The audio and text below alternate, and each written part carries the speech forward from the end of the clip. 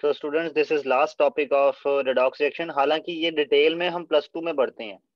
10+2 में एक पूरा चैप्टर ही इसके ऊपर बेसिस है, रेडॉक्स रिएक्शन की एप्लीकेशंस के ऊपर। ओके, जो हम पढ़ते हैं इलेक्ट्रोकेमिस्ट्री में। ओके, बट फिर भी हम थोड़ा सा इसको टच कर रहे हैं कि रेडॉक्स रिएक्शन की एप्लीकेशन क्या हो सकती है। देखो, जो रेडॉक्स रिएक्शन है, जैसे किसी एक रेडॉक्स रिएक्शन की अगर एग्जांपल लिखूं तो zinc plus copper sulphate is going to give zinc sulphate plus copper. और अगर इसकी मैं सिर्फ आयनिक इक्वेशन लिखूं, that will be like this.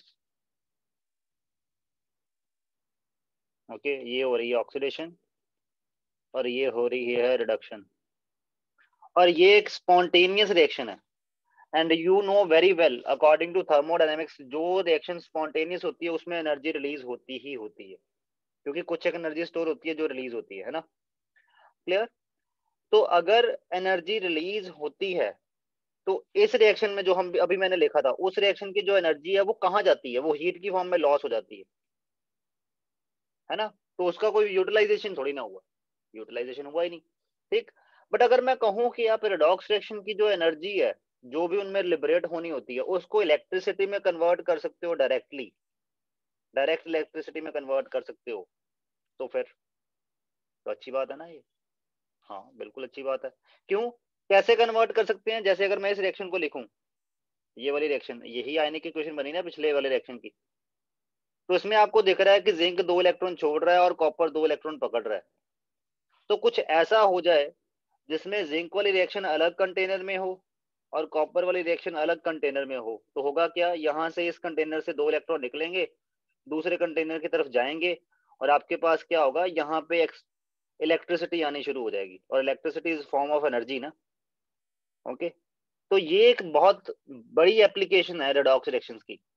और जितने भी सेल बैटरी जो हम यूज करते हैं, पेंसिल सेल से लेके वो जो बटन सेल आते हैं घड़ियों में डलने वाले रिस्ट वॉच, वो सारे इसी प्रिंसिपल के बेस के ऊपर हैं कि उनमें जो रिडॉक्स रिएक्शन होती है, उस रिडॉक्स रिएक्शन को हम उसका रिडक्शन हाफ और ऑक्सीडेशन हाफ अलग कर देते हैं और तब उनका रिएक्शन होने देते हैं।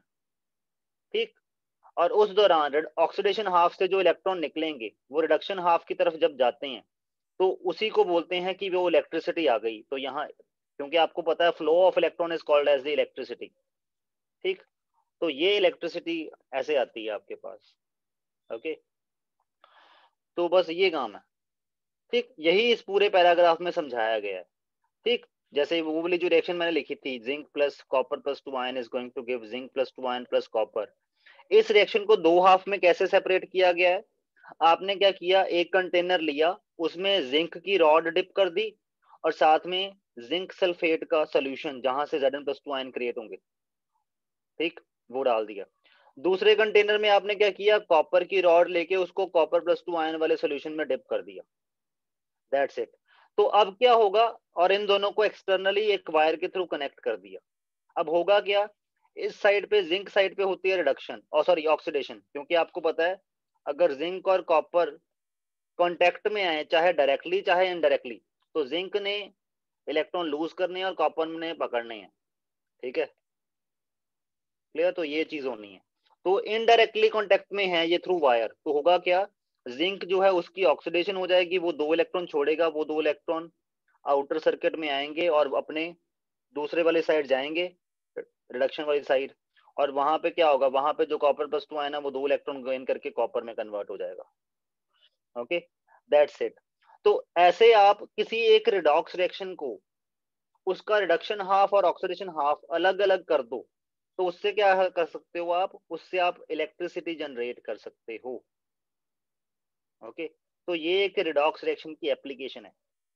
ठीक, बट चलो ये तो समझ में, एक और चीज, चलो ये तो समझ में आता है कि कॉपर और जो कॉपर के आयन और जिंक जब आपस में डायरेक्ट कांटेक्ट में होता है तो होता क्या है? आपके पास ये रिएक्शन हो जाता है। ठीक, बट अगर कॉपर जिंक के आयन के साथ कांटेक्ट में हो तो रिएक्शन ये वाली होती है? नहीं होती। क्यों नहीं होती? क्योंकि ऐसा नहीं हो सकता कि कॉपर ऑक्सीडाइज हो जाए और जिंक रिड्यूस हो जाए। इट इज नॉट पॉसिबल ना। कॉपर इतना कैपेबल नहीं है कि ये जिंक को रिड्यूस करवा के खुद को ऑक्सीडाइज करवा पाए। ठीक, सिमिलरली जब इन रिएक्शंस को आप इंडिविजुअल कंटेनर में करते हो तो पॉसिबिलिटी तो ये भी हो सकती है ना कि आपकी कॉपर साइड ऑक्सीडेशन हो जाए, मतलब कॉपर जो है वो कॉपर +2 आयन में कन्वर्ट होकर 2 इलेक्ट्रॉन छोड़ दे, और जिंक जो है वो 2 इलेक्ट्रॉन गेन करके Zn+2 आयन से Zn बनना शुरू हो जाए, यहाँ पे रिडक्शन होनी शुरू हो जाए। बट इन दो हाफ्स को कैसे पता, जब इनको आपने सेपरेट ही कर दिया, इन दो हाफ्स को कैसे पता है कि जिंक की ऑक्सीडेशन होनी चाहिए और कॉपर की रिडक्शन होनी चाहिए? ये टेंडेंसी कहाँ से कैसे एस्टेब्लिश कर रखी है, ये हमें कैसे पता लगेगा? कि मान लो आपने एक सेल बना लिया जिसमें आपने किसी रिडॉक्स रिएक्शन के रिडक्शन हाफ और ऑक्सीडेशन हाफ को अलग कर दिया और इलेक्ट्रिक और वायर के थ्रू कनेक्ट कर दिया, तो आपको कैसे पता लगेगा कि किस हाफ में ऑक्सीडेशन होनी है और किस वाले हाफ में, मतलब किस कंटेनर में ऑक्सीडेशन होनी है और किस कंटेनर में रिडक्शन होनी है? आपको कैसे पता लगेगा? ये सबसे बड़ा क्वेश्चन मार्क है। उसके लिए हमारे पास एक सीरीज है जिसको बोलते हैं इलेक्ट्रोकेमिकल सीरीज। ठीक है, इसमें क्या है, इसमें सभी के इलेक्ट्रोड पोटेंशियल लिख रखे हैं। अभी ध्यान से सुनना पहले इस बात को, ठीक है? सिर्फ ओवरव्यू दे रहा हूं, डिटेल में +2 में ही डिस्कस करना है हमने। हालांकि एक दो क्वेश्चन एनसीईआरटी बैक एक्सरसाइज के इससे रिलेटेड मिलेंगे, वो भी करेंगे आज। ठीक, तो ये जो आपके पास इलेक्ट्रोकेमिकल सीरीज है इसको बोलते हैं इलेक्ट्रोकेमिकल सीरीज। ओके, इसमें क्या है, इसमें सभी एलिमेंट्स के जो मेन मेन एलिमेंट्स हैं उनके रिडक्शन पोटेंशियल दे रखे हैं। रिडक्शन पोटेंशियल का मतलब क्या है कि जब वो एलिमेंट रिड्यूस हो गया बाय गेनिंग द इलेक्ट्रॉन, उस टाइम वो कितना पोटेंशियल जनरेट करेगा, इसको बोलते हैं रिडक्शन पोटेंशियल। हो सकता है ये पोटेंशियल पॉजिटिव हो। इस पोटेंशियल के पॉजिटिव होने का मतलब क्या है कि ये वाला जो एलिमेंट है, पर्टिकुलर एलिमेंट, ये रिड्यूस होना पसंद करता है। और अगर किसी एलिमेंट का रिडक्शन पोटेंशियल नेगेटिव है, जैसे ये वाला निकल +2 आयन 2 इलेक्ट्रॉन लेके निकल में कन्वर्ट होना, मतलब ये निकल का रिडक्शन पोटेंशियल हुआ, ये नेगेटिव है। नेगेटिव होने का मतलब ये वाला पर्टिकुलर एलिमेंट रिड्यूस होना पसंद नहीं करता, उल्टा करना पसंद करता है, मतलब ऑक्सीडाइज होना पसंद करता है। ठीक, तो इस इलेक्ट्रोकेमिकल टेबल की हेल्प से, जो कि हमें लर्न करना पड़ता है या हमें मिल जाता है, ठीक है, ये मतलब लर्न, थोड़ी बहुत वैल्यूज तो आपको ऑटोमेटिकली लर्न हो जाएंगी, बट वैसे इसको रट्टा मारने की जरूरत नहीं है, ये आपको मिल जाता है टेबल, ये आपको मेंशन होती हैं वैल्यूज। ठीक, तो ये जो टेबल है इसको इलेक्ट्रोकेमिकल सीरीज बोलते हैं, जिसमें सभी एलिमेंट्स का जो मेन मेन एलिमेंट्स हैं उनका रिडक्शन पोटेंशियल मेंशन कर रखा है। ठीक है, रिडक्शन पोटेंशियल जितना ज्यादा पॉजिटिव होगा, इट मींस वो सब्सटेंस उतनी ही रिडक्शन करवाने की कैपेबिलिटी रखता है, मतलब वो सब्सटेंस उतनी ही जल्दी रिड्यूस हो सकता है। ठीक, जैसे अब मैंने बोला था जिंक और कॉपर में से जिंक साइड ऑक्सीडेशन हुई और कॉपर साइड रिडक्शन हुई, ये कैसे पता लगा, ये कैसे डिसाइड हुआ? वो डिसाइड हुआ इस इलेक्ट्रोकेमिकल सीरीज के अकॉर्डिंग। ओके, अब इसमें देखो जिंक का देखते हैं रिडक्शन पोटेंशियल और कॉपर का देखते हैं। जिंक का रिडक्शन पोटेंशियल ये रहा और कॉपर किधर है, कॉपर का रिडक्शन पोटेंशियल ये रहा। कॉपर का रिडक्शन पोटेंशियल पॉजिटिव है, मतलब कॉपर रिड्यूस होना पसंद करता है, और जिंक का रिडक्शन पोटेंशियल नेगेटिव है, मतलब जिंक रिड्यूस होना पसंद नहीं करता। इट मींस जब कॉपर और जिंक को आपस में कांटेक्ट में लाया जाएगा, चाहे डायरेक्टली चाहे इनडायरेक्टली, तो होगा क्या, जो जिंक है, जिंक तो रिड्यूस होना पसंद ही नहीं करता, कॉपर रिड्यूस होना पसंद करता है, तो होगा क्या, जो कॉपर है वो रिड्यूस हो जाएगा, और अगर कॉपर रिड्यूस हुआ तो जिंक को ऑटोमेटिकली ऑक्सीडाइज होना ही पड़ेगा। ऑक्सीडाइज होने का मतलब क्या है, इस रिएक्शन का उल्टा, कि जिंक जो है वो Zn+2 आयन में कन्वर्ट हो जाएगा बाय लूजिंग 2 इलेक्ट्रॉन। और जब ये ऑक्सीडेशन रिएक्शन होती है उस टाइम भी पोटेंशियल जनरेट होता है। ये पोटेंशियल्स की वैल्यू लिखी है ना, ये वैल्यूज कौन सी लिखी है, ये तो रिडक्शन पोटेंशियल की वैल्यू लिखी है सभी एलिमेंट्स के लिए। ठीक है, बट जब ऑक्सीडेशन होती है तब भी पोटेंशियल जनरेट होता है। तो कितना पोटेंशियल जनरेट होता है, कैसे पता लगेगा? अगर आपको रिडक्शन पोटेंशियल पता है तो उसका बस आपने साइन ऑपोजिट कर देना है। जैसे जिंक का रिडक्शन पोटेंशियल -0.76 है, तो जिंक का ऑक्सीडेशन पोटेंशियल क्या होगा, मतलब जिंक जब ऑक्सीडाइज होगा इलेक्ट्रॉन छोड़ के, तो उसका ऑक्सीडेशन पोटेंशियल कितना होगा, +0.76 वोल्ट। बस आपने साइन रिवर्स करना है। ठीक, क्लियर? तो इट मींस आप इस इलेक्ट्रोकेमिकल सीरीज का मैंने सिर्फ ये एक यूज बताया है, इसके कई सारे यूजेस हैं। जैसे आपका जो रिएक्टिविटी सीरीज है जिसमें हम कहते हैं zinc is more reactive than copper, copper is more reactive than silver and so on like this. ठीक है, ये सारी इलेक्ट्रोकेमिकल सीरीज इसी के बेसिस पे डिसाइड हुई है। कि जो एलिमेंट ऑक्सीडाइज होने की टेंडेंसी रखते हैं उनकी रिड्यूस होने की टेंडेंसी बहुत नेगेटिव होती है, उनका रिड्यूस होने का पोटेंशियल बहुत नेगेटिव होता है। और रिड्यूस होने का पोटेंशियल जितना ज्यादा नेगेटिव होगा उसका उल्टा मतलब ऑक्सीडाइज होने का पोटेंशियल उतना ही ज्यादा पॉजिटिव होगा, मतलब वो एलिमेंट उतने ही ज्यादा ऑक्सीडेशन करवाने की कैपेबिलिटी रखते हैं। और ऑक्सीडेशन करवाने का मतलब क्या होता है, अपना इलेक्ट्रॉन छोड़ना, ठीक है।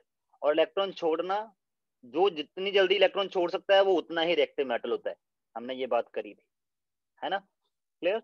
तो ये आपके पास कुछ एक मेटल्स के रिडक्शन पोटेंशियल्स हैं। और रिडक्शन पोटेंशियल अगर आपको पता हो तो ऑक्सीडेशन पोटेंशियल बड़े आराम से निकल जाता है, साइन ही रिवर्स करना होता है। और इनका यूज भी होना है, ठीक है। और इनका यूज क्या है, जो दो मेन यूज हैं जो आपके सिलेबस में, उसकी बात कर लेते हैं, ठीक है। The electrochemical series has many application, but उनमें से दो एप्लीकेशन जो अभी तक आपके सिलेबस में आएंगी, जो आपकी बैक एक्सरसाइज में गिवन है। पहला है for knowing spontaneity of reaction, reaction की स्पॉन्टेनिटी का पता लगाने के लिए कि रिएक्शन स्पॉन्टेनियस है कि नहीं है। कैसे पता लगेगा, इसके लिए रिएक्शन लिखते हैं, मान लो ये रिएक्शन आपकी, ओके, ठीक। तो इसमें आपको दिख रहा है कि जिंक की ऑक्सीडेशन हो रही है और कॉपर की रिडक्शन हो रही है, ठीक, क्लियर। तो अगर ये रिएक्शन जो है वो स्पॉन्टेनियस है, वो कैसे पता लगेगा, उसके लिए होता है आपने ई ऑफ रिएक्शन काउंट करनी है, ये देखनी है। अगर ई ऑफ रिएक्शन पॉजिटिव आ जाए तो स्पॉन्टेनियस, ई का मतलब क्या है, ईएमएफ मतलब वोल्टेज, ई ऑफ रिएक्शन अगर पॉजिटिव आ जाए तो स्पॉन्टेनियस, ओके। और अगर नेगेटिव आ जाए तो नॉन स्पॉन्टेनियस, ओके। अब देखते हैं ई ऑफ रिएक्शन काउंट कैसे करते हैं, ई ऑफ रिएक्शन निकालते कैसे हैं, ई of oxidation plus E of reduction, ऐसे निकलती है ई ऑफ रिएक्शन। मतलब जिसकी ऑक्सीडेशन हो रही है उसका ऑक्सीडेशन पोटेंशियल प्लस जिसकी रिडक्शन हो रही है उसका रिडक्शन पोटेंशियल, इन दोनों को ऐड करके देखो, उसको बोलेंगे ई ऑफ रिएक्शन। और अगर ई ऑफ रिएक्शन पॉजिटिव आ जाए तो रिएक्शन स्पॉन्टेनियस, और ई ऑफ रिएक्शन अगर नेगेटिव आ जाए तो नॉन स्पॉन्टेनियस। अब देखो जिंक जो है वो ऑक्सीडाइज हो रहा है और कॉपर रिड्यूस हो रहा है, तो इन दोनों के पोटेंशियल चाहिए हमें, ठीक। जो कॉपर का रिडक्शन पोटेंशियल है, क्योंकि कॉपर का चाहिए रिडक्शन है, वो कितना है, वो है +0.34 वोल्ट। और जो जिंक का ऑक्सीडेशन पोटेंशियल है वो कितना है, ठीक है। जिंक का रिडक्शन पोटेंशियल कितना है, ये देखो जिंक का रिडक्शन पोटेंशियल तो मेंशन कर रखा है ना इस सीरीज में, कहाँ पे है, ये रहा, -0.76 वोल्ट। तो ऑक्सीडेशन कितना होगा, +0.76 वोल्ट, तो बस यही लेना है। जिंक का ऑक्सीडेशन पोटेंशियल कितना है, +0.76 वोल्ट, ठीक। तो ई ऑफ ऑक्सीडेशन की जगह ये पुट कर दो, ई ऑफ रिडक्शन की जगह ये पुट कर दो, तो क्या बन जाएगा, ई ऑफ रिएक्शन, जिस रिएक्शन की आप बात कर रहे हो वो कितना आ रहा है, +0.34 +0.76, तो ये बन गया 1.10 वोल्ट। पॉजिटिव में बना मतलब रिएक्शन स्पॉन्टेनियस है, इट मींस ये वाली रिएक्शन स्पॉन्टेनियस है। अब इसका उल्टा देखें, इसका उल्टा क्या है, उल्टा रिएक्शन ये हो सकता है कि copper reacting with Zn+2 ion is going to give copper +2 ion plus zinc. ये हाइपोथेटिकल एग्जांपल लिखी है मैंने, क्यों, क्योंकि कॉपर जिंक को रिड्यूस करवा दे ऐसा नहीं हो सकता, ओके, पर फिर भी हमने लिख दी। अब इसका प्रूफ है, प्रूफ कैसे दोगे कि ये नॉन स्पॉन्टेनियस है, कि ऐसा नहीं होता, ठीक है। अब देखो इसके केस में ई ऑफ रिएक्शन देखना नेगेटिव आएगा। ई ऑफ रिएक्शन कैसे होता है, ई ऑफ ऑक्सीडेशन, जहां पे ऑक्सीडेशन हो रही है उसका oxidation potential plus E of reduction, ठीक। जो जिंक का रिडक्शन पोटेंशियल था, मतलब Zn+2 टू Zn कन्वर्ट होने का पोटेंशियल था, वो कितना था, -7.6 वोल्ट। और कॉपर का रिडक्शन पोटेंशियल कितना था, वो था +0.34 वोल्ट। यहाँ पे ऑक्सीडेशन किसकी हुई है, कॉपर की, और रिडक्शन किसकी हुई है, जिंक की। तो ऑक्सीडेशन पोटेंशियल किसका लेना पड़ेगा आपको, कॉपर का। कॉपर का ऑक्सीडेशन पोटेंशियल कितना है, रिडक्शन पोटेंशियल तो 0.34 वोल्ट है, ऑक्सीडेशन पोटेंशियल कितना है, उल्टा हो जाएगा, तो पुट करो वैल्यू, ये बन जाएगी -0.34 वोल्ट प्लस रिडक्शन पोटेंशियल कितना है, रिडक्शन किसकी हो रही है, जिंक की, ठीक है। जिंक का रिडक्शन पोटेंशियल कितना है, -0.76 वोल्ट, तो इसकी वैल्यू एज सच पुट कर दोगे, तो इसमें आंसर क्या आ रहा है, -1.10 वोल्ट। तो ई ऑफ रिएक्शन नेगेटिव आ रहा है, और ई ऑफ रिएक्शन नेगेटिव का मतलब क्या होता है, नॉन स्पॉन्टेनियस रिएक्शन। तो मैंने बोला ना, आप इलेक्ट्रोकेमिकल सीरीज से कोई भी रिएक्शन, रेडॉक्स रिएक्शन लिखो, ठीक है, उसमें ई ऑफ रिएक्शन निकाल के देखो, अगर ई ऑफ रिएक्शन पॉजिटिव बन रही है तो रिएक्शन स्पॉन्टेनियस है, अगर नेगेटिव बन रही है तो non spontaneous. That's it. Clear? For knowing the product formed during the electrolysis of an electrolyte, आपको इलेक्ट्रोलिसिस का मतलब भी तो पता ही है, ठीक?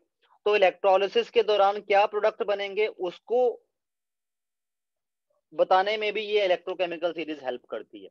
इसका मैं जब क्वेश्चन आएगा तभी आपको एप्लीकेशन पार्ट बताऊंगा, ठीक है?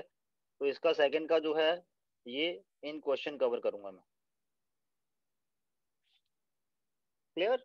तो ये जो इसकी डिटेल है, अगर आपने डिटेल जान ली है तो इलेक्ट्रोकेमिस्ट्री की भी सीरीज बन रखी है पूरी, ठीक है? आप यूट्यूब के चैनल से देख सकते हो वो इलेक्ट्रोकेमिस्ट्री की सीरीज, ठीक? क्लियर? बट अगर आपको बस अभी ऊपर ऊपर से जितना जानने की जरूरत है +1 के लिए वो मैंने आपको बता दिया, ठीक? और वाटर का भी रिडक्शन पोटेंशियल होता है इतना, और वाटर ऑक्सीडाइज थोड़ा डिफरेंट वे से होता है, इसलिए इसका ऑक्सीडेशन पोटेंशियल इसका उल्टा नहीं है, वो थोड़ा डिफरेंट है। वाटर का ऑक्सीडेशन पोटेंशियल, सॉरी, ये वाटर का ऑक्सीडेशन पोटेंशियल कितना है ये, और वाटर का रिडक्शन पोटेंशियल कितना है ये, इनका भी यूज होता है, ये आपने याद कर लेने हैं, ठीक है? ये वाटर का तो आपको याद होना चाहिए ना कि वाटर का रिडक्शन पोटेंशियल होता है -0.83 वोल्ट, और वाटर का ऑक्सीडेशन पोटेंशियल होता है -1.23 वोल्ट, ठीक है? कहाँ पे इसका यूज है वो अभी आगे एप्लीकेशन पार्ट में क्वेश्चन में बताऊंगा मैं। Okay students, so now we are doing question answers, ठीक है? आपका रिडॉक्स रिएक्शन की थ्योरी खत्म है, अब क्वेश्चन आंसर करेंगे। मेन क्वेश्चन आंसर्स का मैं आंसर बताऊंगा आपको, ठीक है? जैसे ये आपकी एक इन टेक्स्ट प्रॉब्लम है एनसीईआरटी की, बहुत इंपॉर्टेंट प्रॉब्लम है। Why do the following reactions proceed differently? देखो आपके पास ये लेड का ऑक्साइड है, ये लेड का कौन सा ऑक्साइड है, Pb3O4। जो Pb3O4 होता है वो किससे बना होता है, PbO और PbO2 से बना होता है। मतलब इसमें एक लेड जो है वो +2 स्टेट में होता है और एक लेड जो है वो +4 स्टेट में होता है Pb3O4 में। एक्चुअल में इसमें 3 लेड के एटम है ना, 3 में से एक लेड का, नहीं उल्टा लिख दिया, ये Pb3O4 एक PbO2 है, wait wait wait wait wait wait wait, थोड़ा इसको गलत लिख दिया मैंने। PbO3 is mixture of PbO, 2 PbO plus 1 PbO2, क्योंकि तभी बनेगा। और PbO में जो लेड है वो +2 स्टेट में है, और जो PbO2 में जो लेड है वो +4 स्टेट में है। मतलब इसमें जो 3 लेड है, 3 में से 2 लेड जो है वो +2 स्टेट में है, ठीक, और एक लेड जो है वो +4 स्टेट में है, ठीक है? लेड की दो, आपके पास ये वाली +2 और +4 दोनों ऑक्सीडेशन स्टेट्स पॉसिबल होती हैं, ठीक? तो इसमें Pb3O4 HCl से रिएक्ट कर रहा है जो कि एक एसिड है।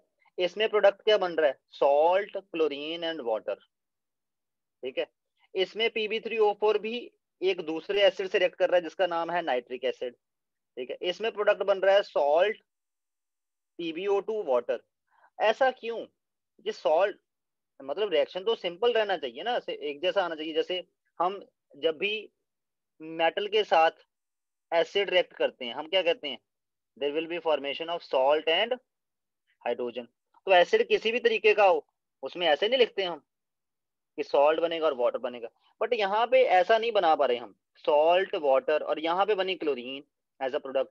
इसके केस में PbO2 एज अ प्रोडक्ट आ रहा है, सॉल्ट वाटर प्लस PbO2, ऐसा क्यों? ठीक है, डिफरेंट बिहेवियर क्यों? हालांकि दोनों के केस में है तो ये एसिड के साथ रिएक्ट कर रहा ना, ठीक है? अब इसका आंसर छुपा है इन दोनों के नेचर में।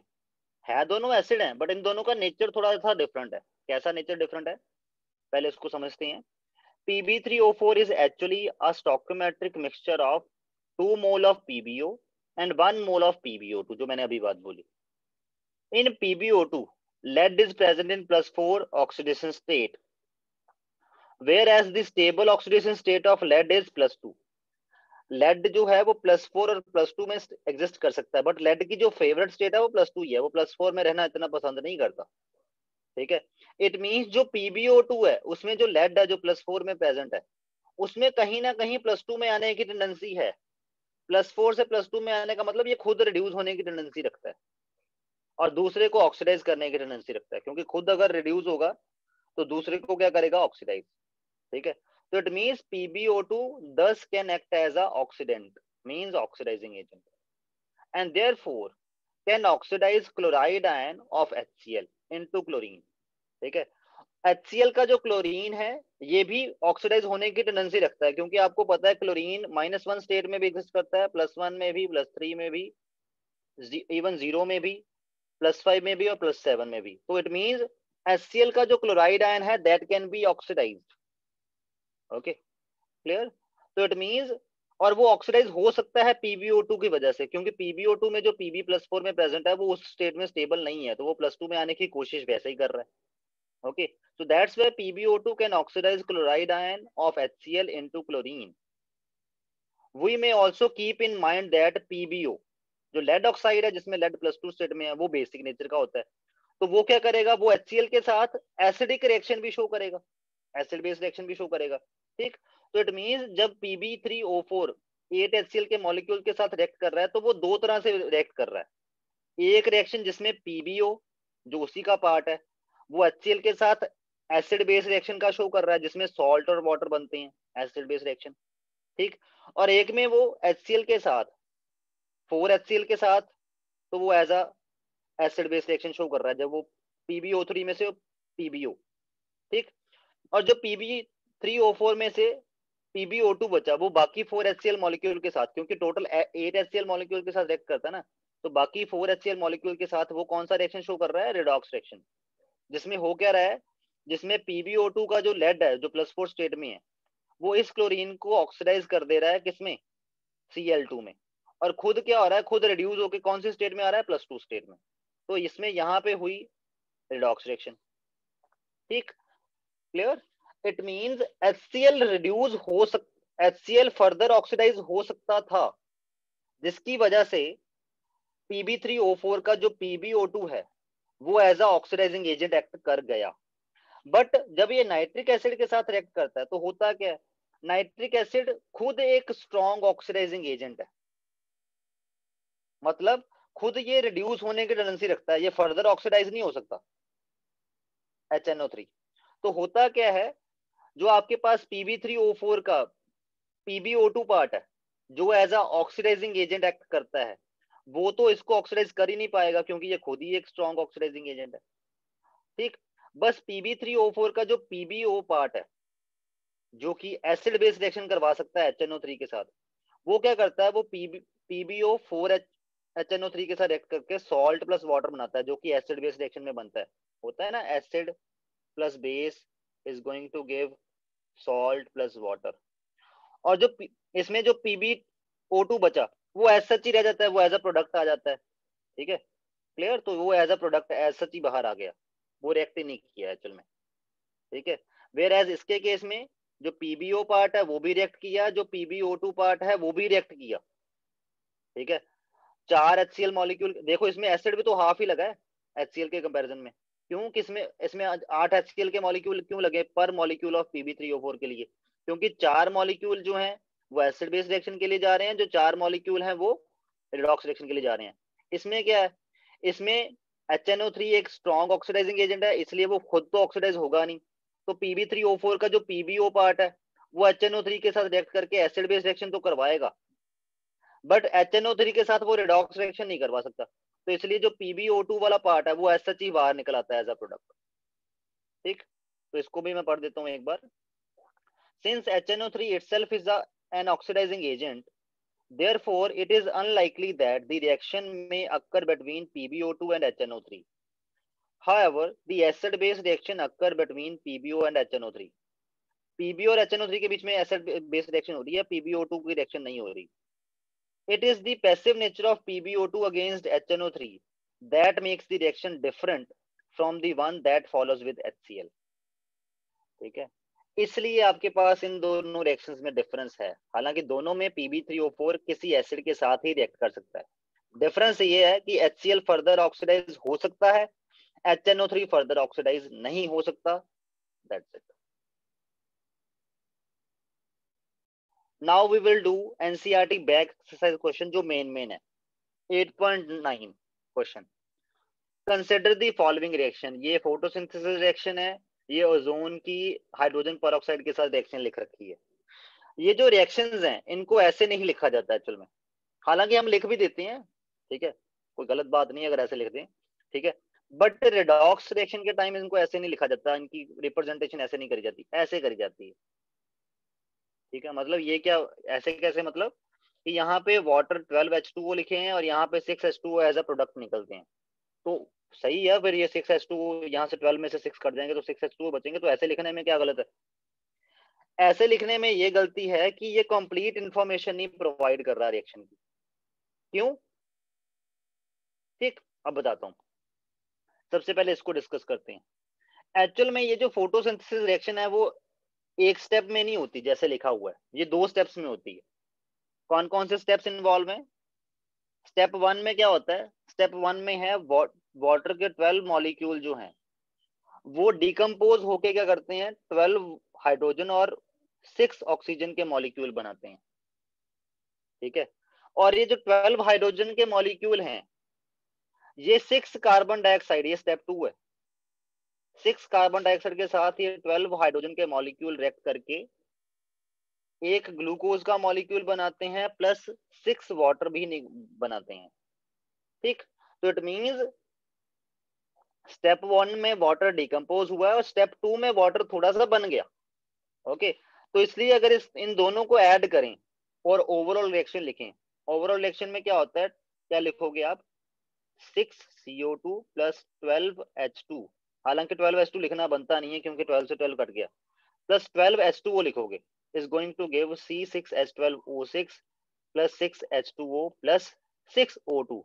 वो बात अलग है कि यहाँ से 6 वाटर भी यहाँ पे काट देते हैं हम और बचते कितने, 6 वाटर बच जाते हैं, ठीक है। बट ऐसे लिखना ज्यादा बेनिफिशियल है जिसमें आपको क्लैरिटी हो कि एक स्टेप होता है जिसमें 12 वाटर के मॉलिक्यूल जो हैं वो डिकम्पोज होते हैं और दूसरे स्टेप में 6 वाटर के मॉलिक्यूल बन भी जाते हैं, इसलिए फोटोसिंथेसिस आपको एनसीईआरटी की बुक में ऐसे लिखा मिलता है।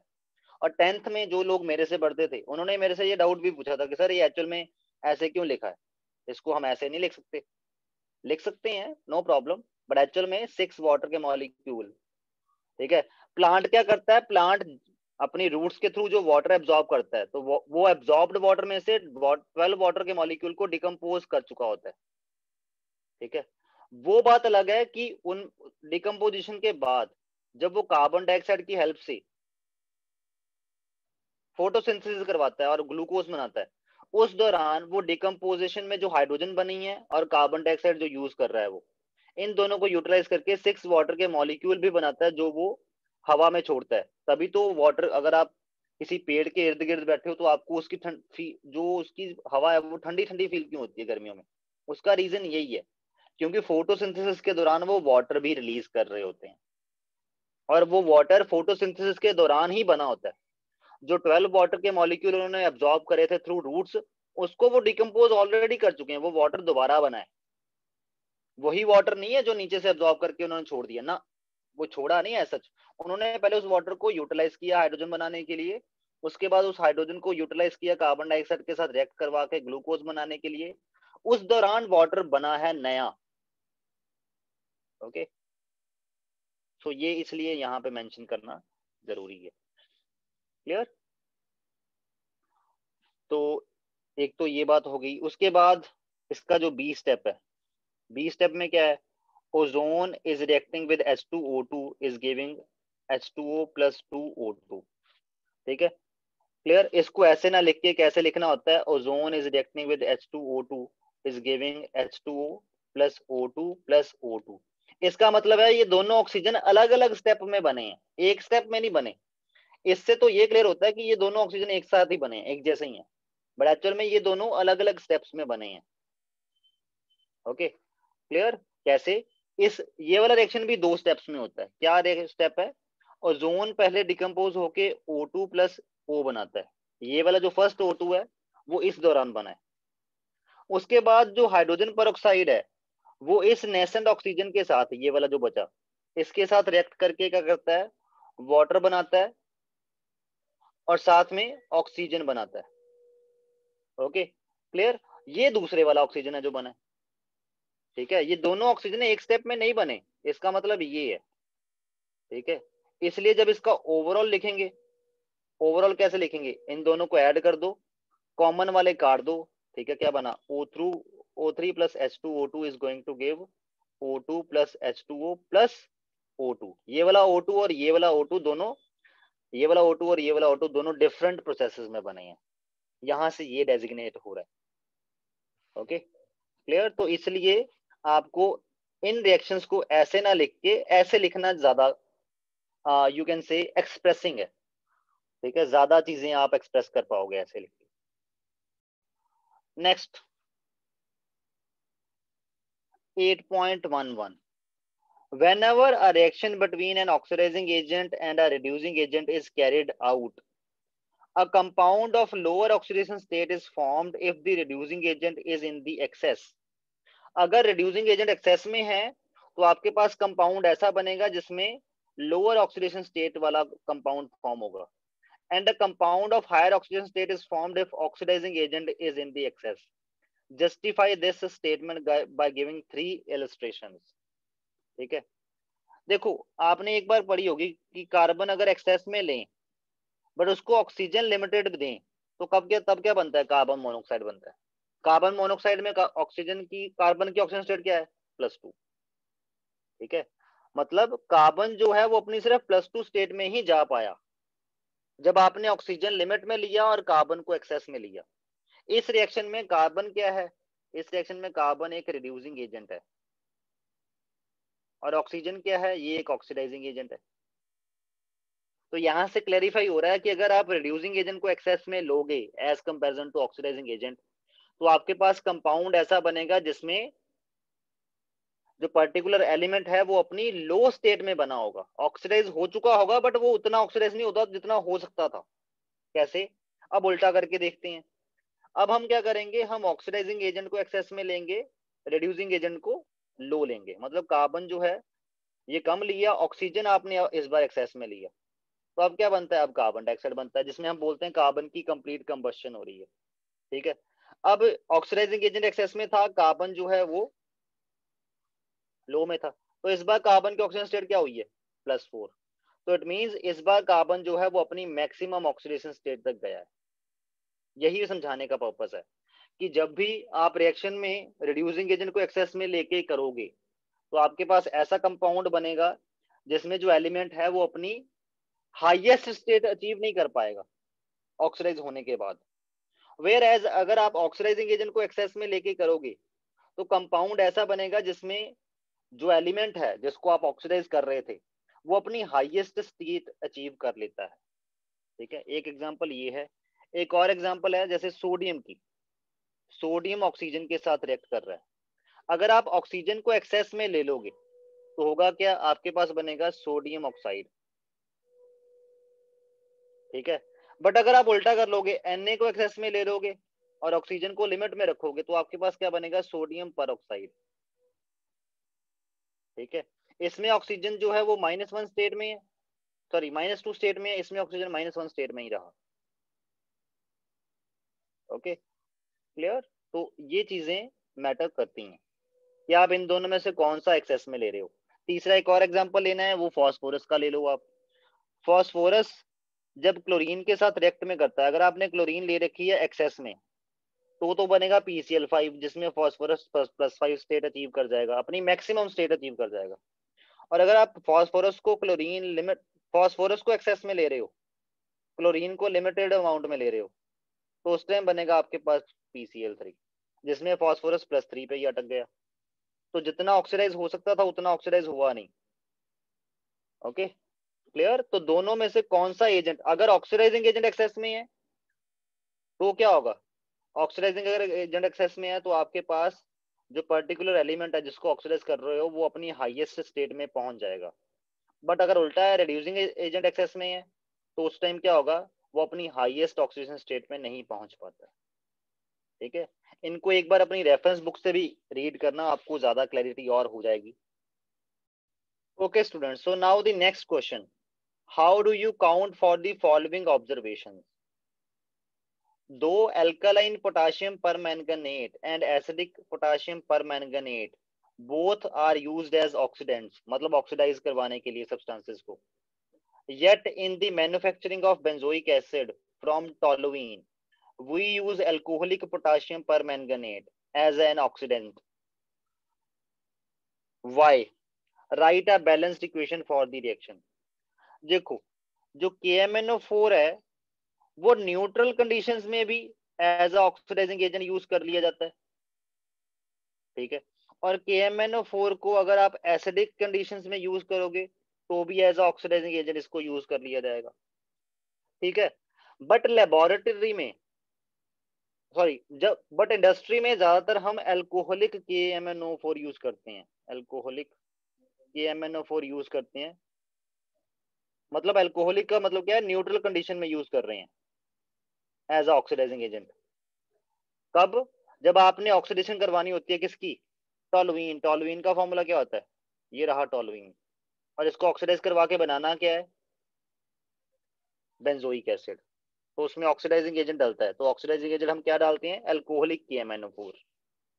क्यों एसिडिक KMnO4 क्यों नहीं यूज करते, why not this, why this, neutral condition में ही क्यों यूज करना, वो भी स्पेशली अल्कोहल में डाल के उसको क्यों ऑक्सीडाइजिंग एजेंट की तरह यूज करना है। इसके लिए हमें समझना पड़ेगा कि अगर एसिडिक कंडीशंस में यूज करें तो रिएक्शन इक्वेशन क्या बनेगी। तो मैं डायरेक्ट रिएक्शन इक्वेशन लिख रहा हूं।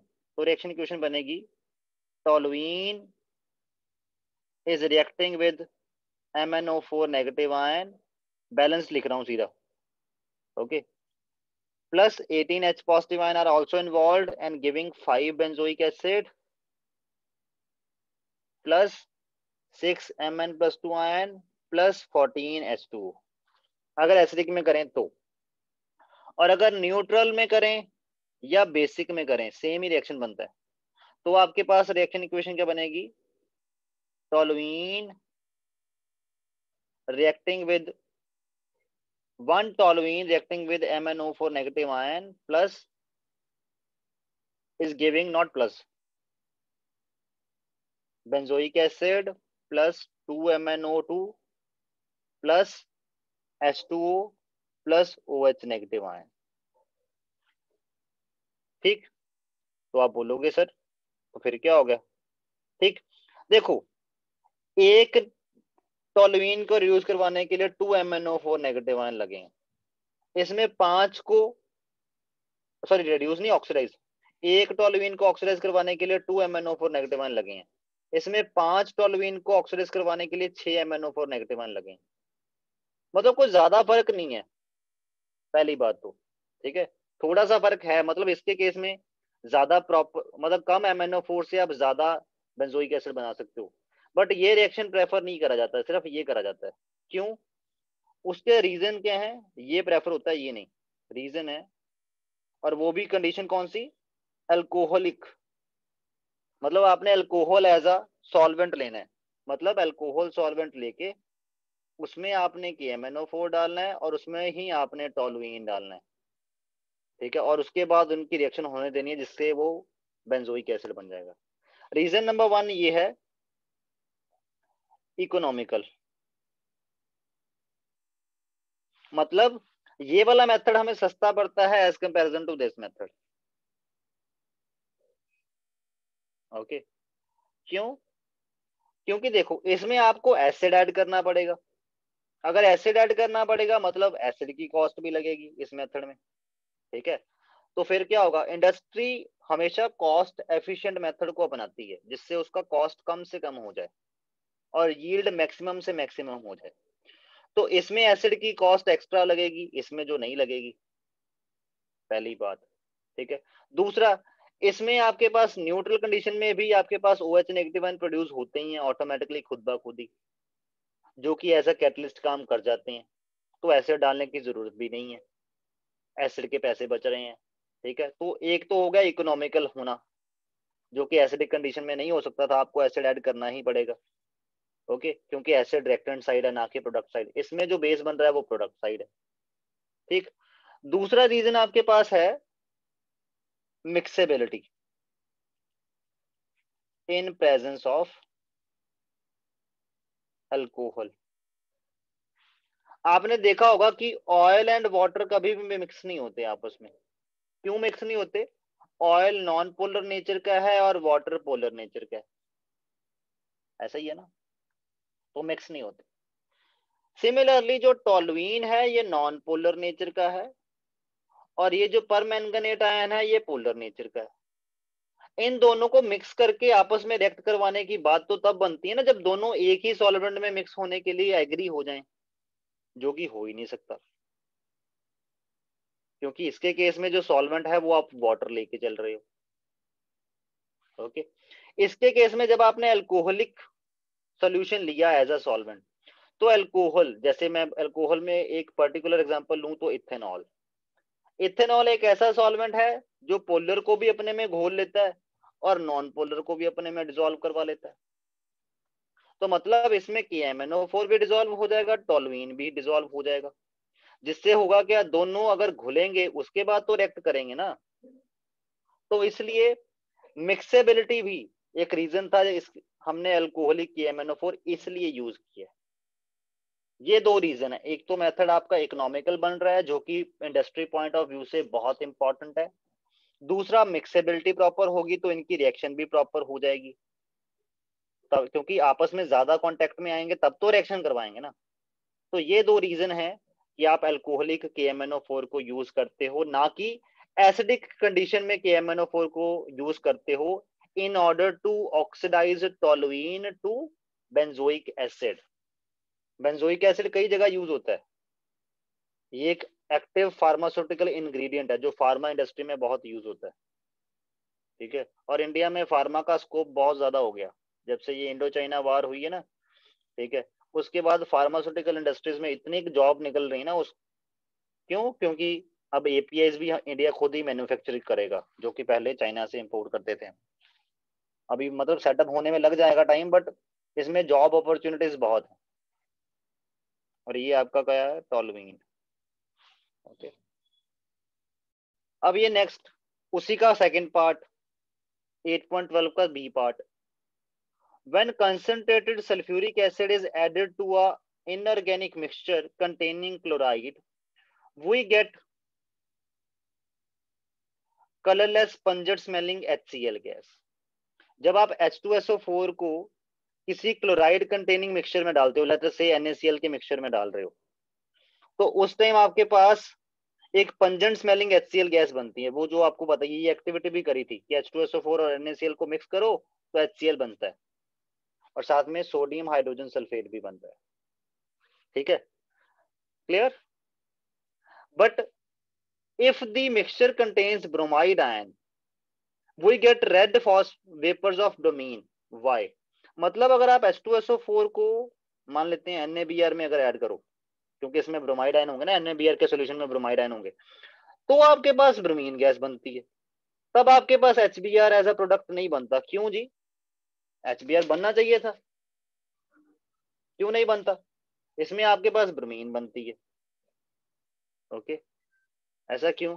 और साथ में सल्फर डाइऑक्साइड बनती है, प्लस वाटर बनता है, प्लस सोडियम से हाइड्रोजन सल्फेट बनता है, HCl नहीं बनता। बट क्यों, क्या रीजन है?